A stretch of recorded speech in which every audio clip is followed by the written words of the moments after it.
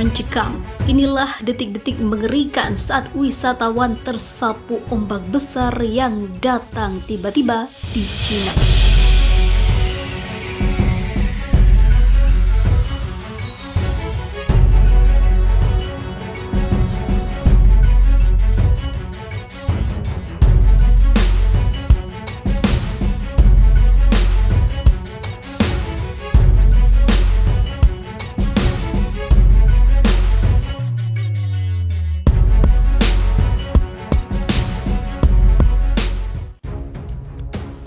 Pengunjung Sungai Qiantang, Cina, tiba-tiba dikejutkan oleh datangnya ombak raksasa. Tempat ini memang dikenal sebagai tempat untuk menyaksikan fenomena pasang surut alam. Dilansir dari Tribun Travel dari Mirror, puluhan orang berlari saat ombak besar itu datang dan menghantam daratan dalam rekaman tersebut. Video itu diunggah oleh CCTV News pada hari Senin. Dalam video itu banyak orang berjejer di tepi jembatan untuk menyaksikan dahsyatnya aliran sungai Qiantang di Huangzhou, Cina. Sungai ini merupakan yang paling besar dari jenisnya di dunia. Ketika ombak besar datang, puluhan orang pengunjung langsung berlari dan berteriak histeris. Beberapa orang dapat menyelamatkan diri hanya basah terkena air. Namun dalam video itu, tampak pula orang yang terseret oleh gelombang ketika ia berada di atas skuternya. Gelombang setinggi 11,5 kaki ini disebabkan oleh air yang sedang pasang. Penampakan pasang surut yang ekstrim seperti hanya dapat disaksikan beberapa lokasi di dunia. Satu di antaranya juga terjadi di Sungai Severn di Inggris.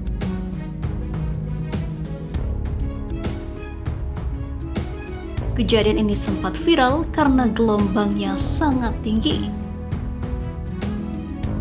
Dilansir dari Tribun Travel dari Mirror, puluhan orang berlari saat ombak besar itu datang dan menghantam daratan dalam rekaman tersebut.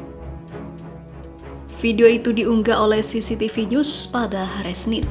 Dalam video itu banyak orang berjejer di tepi jembatan untuk menyaksikan dahsyatnya aliran sungai Qiantang di Huangzhou, Cina. Sungai ini merupakan yang paling besar dari jenisnya di dunia. Ketika ombak besar datang, puluhan orang pengunjung langsung berlari dan berteriak histeris. Beberapa orang dapat menyelamatkan diri hanya basah terkena air. Namun dalam video itu, tampak pula orang yang terseret oleh gelombang ketika ia berada di atas skuternya. Gelombang setinggi 11,5 kaki ini disebabkan oleh air yang sedang pasang. Penampakan pasang surut yang ekstrim seperti hanya dapat disaksikan beberapa lokasi di dunia. Satu di antaranya juga terjadi di Sungai Severn di Inggris.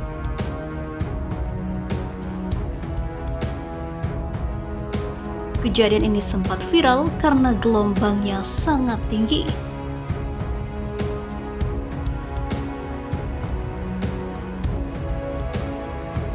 Puluhan pengunjung kolam renang di Cina digulung tsunami. Berniat mengisi liburan dengan bermain di kolam renang, sebanyak 44 turis di Cina malah cedera.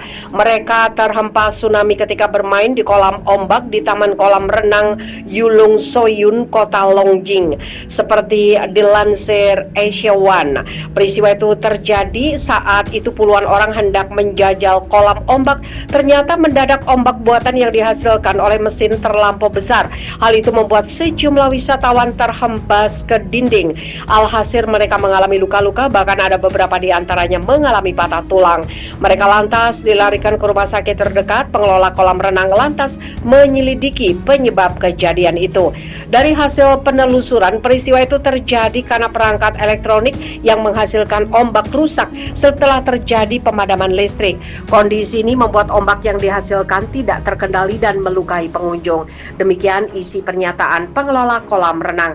Salah satu pegawai membantah kejadian itu disebabkan kekeliruan operator ketika mengoperasikan kolam ombak. Tempat bermain itu sempat ditutup sehari tetapi kemudian dibuka kembali. Taman bermain kolam renang itu berada di dekat perbatasan Korea Utara dan ramai dikunjungi oleh penduduk setempat.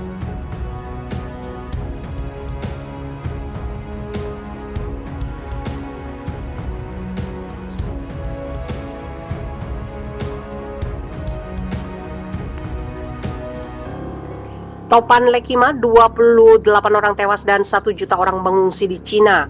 Sedikitnya 28 orang tewas dan lebih dari 1 juta mengungsi dari rumah mereka ketika topan Lekima menghantam Cina menurut media pemerintah. Pihak berwenang mengatakan kematian itu disebabkan tanah longsor yang dipicu oleh badai. 10 orang lainnya dilaporkan hilang.